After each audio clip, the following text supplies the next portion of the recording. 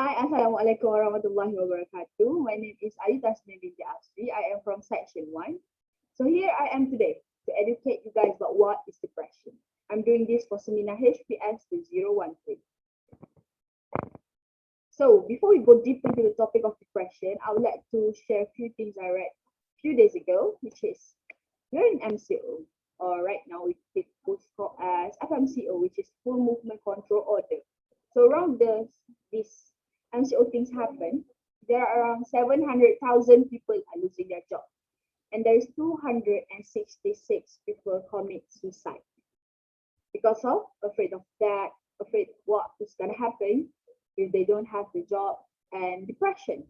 So what is depression? What are the types? What are symptoms? Here, let's share it.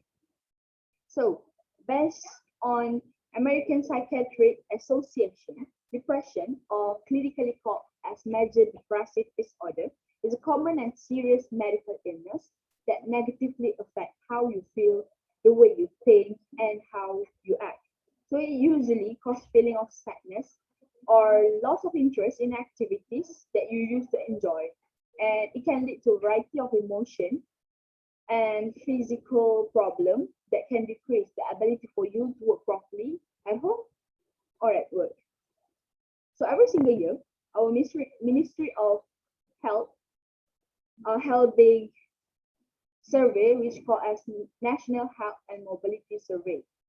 And from 2019 survey, our national prevalence of depression is at 2.3%. And it was over 500,000. It is quite terrifying to know because considering Malaysia, one of the most country that have the best medical equipment, medical help, medical service, which you can only pay RM and go to hospital and get treated.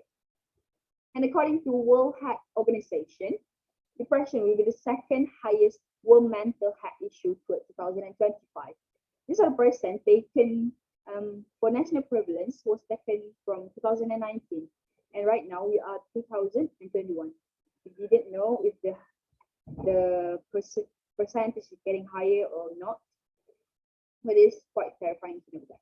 So around the world, there are a few types of depression, but I'll let you share two, which is recurrent depressive disorder and bipolar affective disorder. So for recurrent, the symptoms are feeling depressed mood, loss of interest and enjoyment, reduced energy, anxiety symptom, disturbed sleep and appetite. And for bipolar, irritable mood, overactivity, pressure of speech, inflected self-esteem, and decreased need of help. So the common symptom between that few depressive disorder is feeling depressed, lack of interest and enjoyment in activities, and suicidal thought or action. So symptoms must last at least 2 weeks and must represent a change in your previous level of functioning for a diagnosis of depression. So how are depression scientifically proven? The things I'm going to talk is taken from Harvard Health Publishing, Harvard Medical School. So, all right. Here is amygdala part in the brain. So amygdala is a part that associates with emotion such as anger, pleasure, and fear. So activity in amygdala is higher when a person is sad or clinically depressed. The next is thalamus. Okay. Thalamus is the part that receives most sensory information and relies it to appropriate part of the brain, and it helps us when we do activities such as doing speech, how we react, our movement, thinking, and learning. And the next is hippocampus. Hippocampus is the central role in processing long-term memory and recollection. It is this part of brain that registers fear when you are confronted with the things that you're afraid, such as aggressive thought. So hippocampus is smaller in some depressed people, and research suggests that ongoing exposure to stress hormone impairs the growth of hippocampus. So these are the brain activity in non-depressed people or lights or working properly, and this is for depressed people. So the dark side of the brain is the dead cell, and this dead cell already lost its function. These are the hippocampus sites of normal and depression people. As you can see here, the normal size and the depression people's size. It is basically shrink. So depression, sadness are the same or not? All right. Sadness is a human emotion that all people feel at certain time during their life. So feeling sad is natural reaction to situation that cause emotional upset or pain.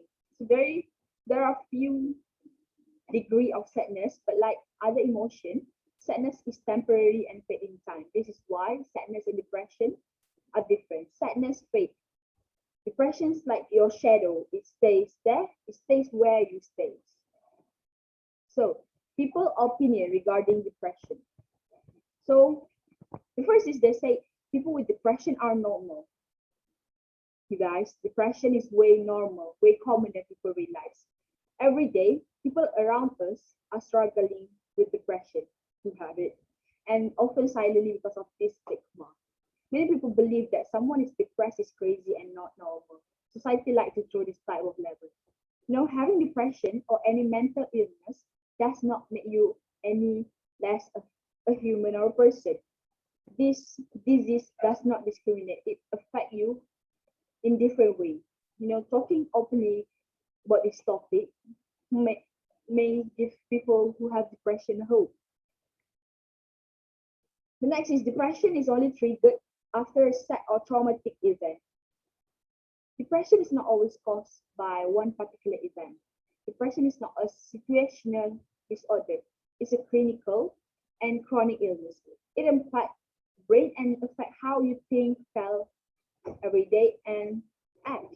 Something just you can wish go away with some positive thought and some sunshine. Depression is much more than just a mood or a feeling. It's a disorder that medically affects your brain ability to work properly. The way that depression works is same as how Alzheimer affect your memory. The next is someone facial expression show if someone have depression. No, depression doesn't have any face. It can happen to anybody. You can't just simply downplay one to other just because certain symptom or features shows, and some people are better at hiding it. So there are days that it is easier to put their happy mask on, and there are days that they just sit on the bedroom floor just like crying and screaming for the pain to go away. So how can we help? We as a person or the people who have that depression, how can we help? First is be there for them. Talk to them. Listen attentively. Let them vent out all negative feeling and talk. Sometimes people just want to be listened. They do not want you to fight back with the things they say. They just want you to listen. The next is get professional help. You can persuade them to get professional help. Either you as a close contact of the person who has depression, or you as the person who have it, help yourself. Next is be supportive. Don't ever say like this. Let's say people say that they have depression and you're like, I have bigger problem than yours and I'm doing great. Don't ever say that, because they will feel like they are a loser, because they have smaller problem than yours, but you are doing well and they don't. They will feel like a loser. And the last is help yourself. Either you have it or you have just some symptoms, but help yourself. Go out there, take fresh air, go for a walk. And all right, I think that's all from me. So last, I wish you happiness, a good health, and either it's physical or mental, and of course, peace of mind. So thank you very much.